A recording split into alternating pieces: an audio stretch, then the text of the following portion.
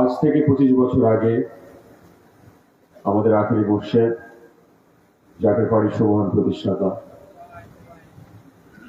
সুলতান উলাউলিয়া বিশ্বলি হযরত শাহ সৈয়দ খাজা ফরিদপুরি কুতুস রাসূল আজিজ আল্লাহর সাথে তেনার মিলন ঘটে।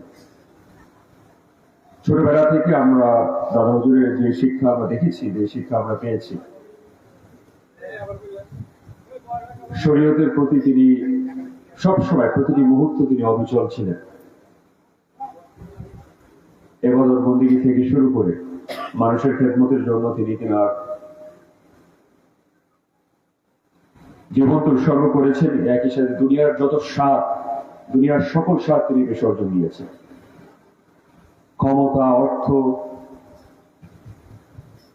এই দিন দুনিয়ার যত ভোগ বিলাসিতা সবকিছু আমরা নিজ চোখে স্বচোখে আমি দেখেছি যে বিসর্জন দিতে। আল্লাহর এই মহান ওলি যিনি খাটে পর্যন্ত ঘুমাতেন না, মাটিতে একটি তোষক বিছিয়ে সাদা কাপড় দিয়ে আজীবন তিনি ঘুমিয়েছেন। এবং যখন আপনার 95 সালের পরে আমাদের, বিশেষ করে আমার যখন সরজমিনে আমি নিজ চোখে উপস্থিত ছিলাম, আমি নিজ চোখে দেখেছি খাটে পর্যন্ত কোনোদিন আর ঘুমাতে দেখিনি। চৌকিতে একটা একদম সাধারণ একটি চৌকিতে আমি তিনাকে ঘুমাতে দেখেছি। ঠিক 3টার দিকে উঠতেন, এই 24 ঘন্টায় মাত্র 4 ঘন্টার বেশি কোনোদিন ঘুমাতেন না। আল্লাহর এই মহান ওলি যখন এই প্রথম এই ফরিদপুর, বৃহত্তর ফরিদপুর, তখন মাদারীপুর, শরীয়তপুর, গোপালগঞ্জ, এই ফরিদপুর জেলা এবং শরীয়তপুর মিলিয়ে এই পুরো অঞ্চলে ইসলাম এবং সত্য ইসলামের প্রচার প্রসার যিনি বাংলার জমিনে এখানে প্রতিষ্ঠিত করেছিলেন, তেনাকে আজকে অন্তত পক্ষে ন্যূনতম আমরা এতটুকু সম্মান আমরা জানাতে পারি, যার কারণে সত্যের এই ঝান্ডা, সত্যের এই দাওয়াত বাংলার এই দক্ষিণবঙ্গে এসে প্রতিষ্ঠিত হয়েছিলেন। তেনার প্রতি আমাদের এবং তেনার ত্যাগের প্রতি আমি মনে করি আমরা সবসময় আমরা সকলে আমরা ঋণী থেকে যাব। তো দাদা হুজুরের যে শিক্ষা ছিল, যে আমাদের প্রতি যে নির্দেশ ছিলেন, সে নির্দেশ আমাদের অন্তত পক্ষে যতদিন পর্যন্ত জীবিত আছি, এই জীবন অত্যন্ত ক্ষণস্থায়ী। আজকে আছি, কালকে না থাকতে পারি। কারো 20 বছর আছে, কারো 40 বছর আছে, কারো 5 বছর আছে, কারো 5 দিন আছে। যেতে তো হবে সবারই।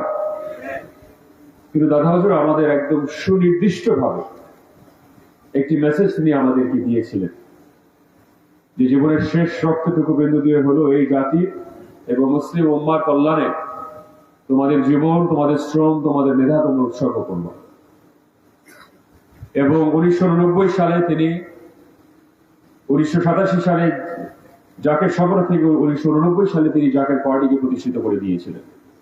এখন আমি জানি বাংলাদেশে আজকে রাজনীতির ময়দান অত্যন্ত দুর্ভাগ্যের, অত্যন্ত লজ্জার, এবং এই ময়দান সম্পূর্ণভাবে দুর্নীতিগ্রস্ত হয়েছে, সম্পূর্ণভাবে কালো টাকা, পেশি শক্তির দ্বারা সম্পূর্ণভাবে নিয়ন্ত্রিত হয়েছে।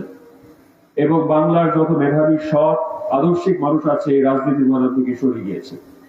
কিন্তু আমি আপনাদের একটা প্রশ্ন করতে চাই, জাকের পার্টির যিনি মহান প্রতিষ্ঠাতা, বিশ্ব জাকের মঞ্জিলের যিনি মহান প্রতিষ্ঠাতা, তিনি কি অরাজনৈতিক ছিলেন? আমি আপনাদের কাছে আমি প্রশ্নটি উত্থাপন করে রাখলাম। সর্বকালের সর্বশ্রেষ্ঠ মহামানব নূর মোহাম্মদ, হযরত মুহাম্মদ সাল্লাল্লাহু আলাইহি সাল্লাম, যিনি সংবিধান প্রণয়ন করেছেন মদিনার, the Constitution of Medina, যার আলোকে বিশ্বলেখ খাজা ফরিদপুরি বলেছেন যে বাংলাদেশে আমরা একটি কল্যাণ রাষ্ট্র গঠন করতে চাই মদিনার সংবিধানের আলোকে। ধর্ম, বর্ণ, জাতি নির্বিশেষে সকল শ্রেণী পেশার মানুষ একটি সমৃদ্ধশালী, একটি আদর্শিক, একটি সোনালী বাংলাদেশ আমরা এই জাতির জন্য আমরা গড়ে তুলব। তার জন্য জাকের পার্টিকে আমি প্রতিষ্ঠিত করে দিয়ে যাচ্ছি। আপনারা নসিহত শরীফ আপনারা নিজে পড়েছেন, আপনারা বিশ্ব লেখা যাওয়া ফরিদপুরি স্লোগান জাকের পার্টি জিন্দাবাদ, জাকের পার্টি জিন্দাবাদ আপনারা নিজ কানে আপনারা শুনেছেন।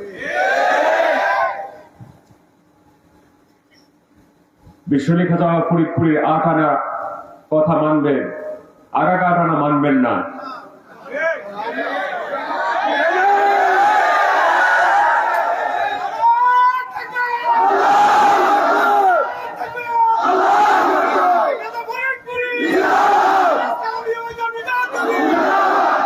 আমি কাউকে কটাক্ষ করে, কাউকে ছোট করে আমি কোনো কথা বলতে চাচ্ছি না।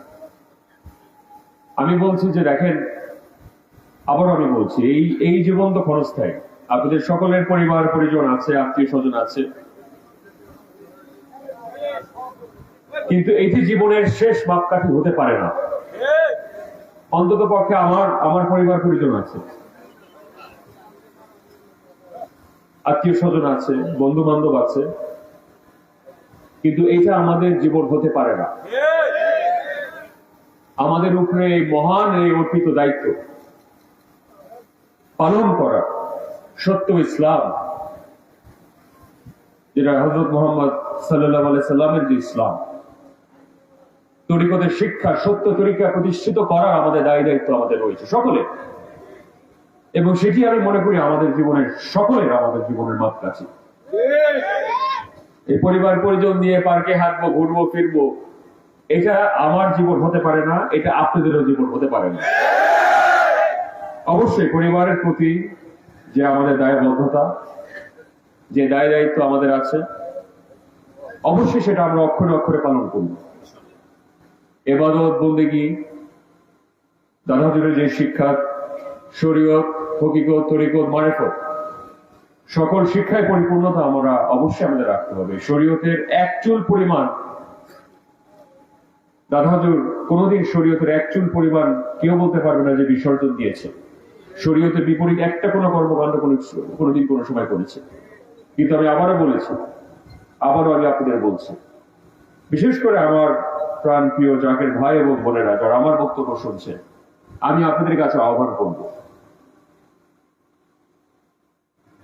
এবং আমি অত্যন্ত বিনয়ের সাথে আমি বলব, দুনিয়ার এই সাময়িক স্বাদ মিটানোর জন্য, ভিন্ন দল থেকে কিছু সুযোগ সুবিধার জন্য, অল্প কিছু অর্থের জন্য, নিজের পীরের হুকুম, জাকের পার্টির সুমহান প্রতিষ্ঠাতা বিশ্ব লেখা যাওয়া ফরিদপুরের ইমানি নির্দেশ,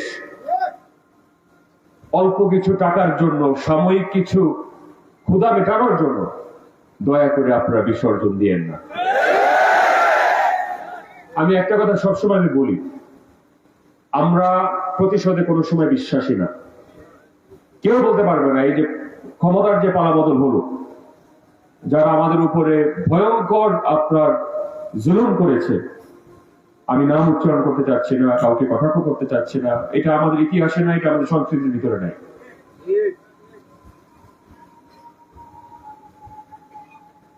কিন্তু আপনারা নিজ চোখে আপনারা দেখেছেন যে আমরা সবসময় তখনই বলতাম যে এই দিন না, আরো দিন আছে,